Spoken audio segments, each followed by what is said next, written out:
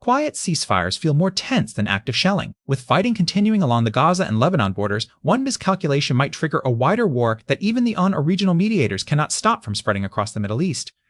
For months, violence has surged across the Middle East, moving from Gaza's streets to the southern Lebanon border. This isn't just a local skirmish, the region's entire security structure is changing. We are seeing a real permanent shift in how these borders function. A ceasefire is no longer just a diplomatic goal. It is now a requirement for maintaining global stability. History proves peace treaties often just pause larger wars. Today, the stakes are higher because the United States, Turkey, and Qatar are now directly involved in the negotiations. The UN and EU are actively trying to turn these temporary pauses into permanent peace agreements, moving beyond mere ceasefires to establish long-term stability.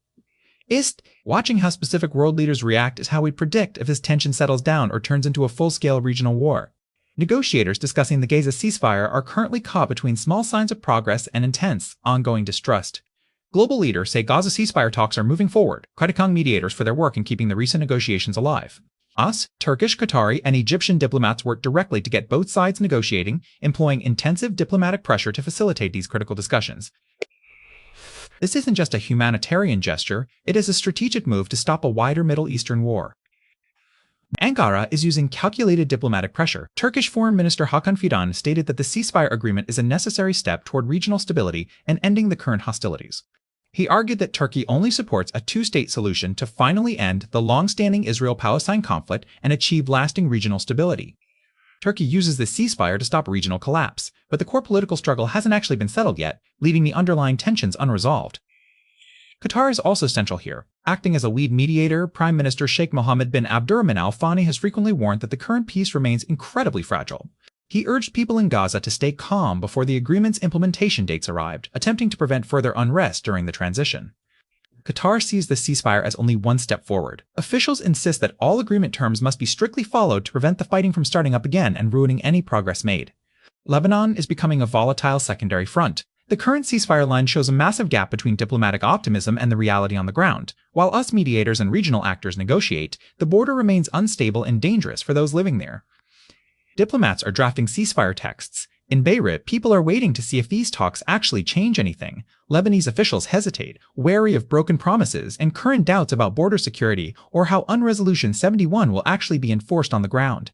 This tension threatens Iran's relationship with its neighbors. If ceasefire negotiations collapse, we face a real risk that the conflict will pull Iran directly into the fighting. Some analysts believe these diplomatic moves aim to stop the United States from drifting further from Israel's position. Others argue the goal is preventing more aggressive U.S. stances that might trigger an Iranian response, potentially escalating regional tensions. Turkey's approach to the Iran-Israel conflict is different. Ankara stays firm, this is not our war. Turkish officials called the US and Israeli strikes on Iran violations of international law, rejecting the broader regional escalation. This shows how hard things are right now. A Gaza ceasefire remains fragile because fighting could easily jump to the Iranian-Israeli theater, threatening any progress made in the region. The UN now insists that any ceasefire must create a real chance for permanent peace, rather than just a temporary pause in the ongoing hostilities. But look at Lebanon. Even when diplomats shout about a ceasefire, actually securing the border and protecting sovereignty stays a massive, unsolved problem. The words don't match what is happening on the ground. The tension exists between official diplomatic treaties and the actual physical reality of these contested borderlines, creating a persistent gap between legal documentation and ground-level control. This shaky ceasefire consensus doesn't guarantee Middle East stability. Instead, we are seeing high-stakes brinkmanship. This agreement isn't a lasting peace treaty, it is just a tactical pause while both sides prepare for the next move.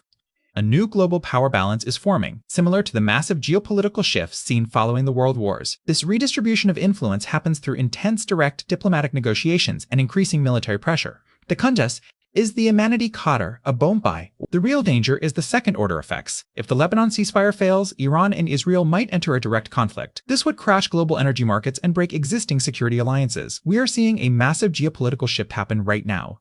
If these diplomatic negotiations fail, today's temporary pause will lead directly into a much larger, more destructive war across the entire region. Things are changing fast, and one wrong move could break the truce. We're watching the border and every diplomatic meeting closely. We'll update you as soon as new reports from the ground or official statements arrive. Subscribe and turn on notifications to follow these updates. Tell me in the comments, can we actually achieve lasting peace, or is a regional war inevitable? I will be covering the specific troop movements in our next video. Stay tuned for the full breakdown.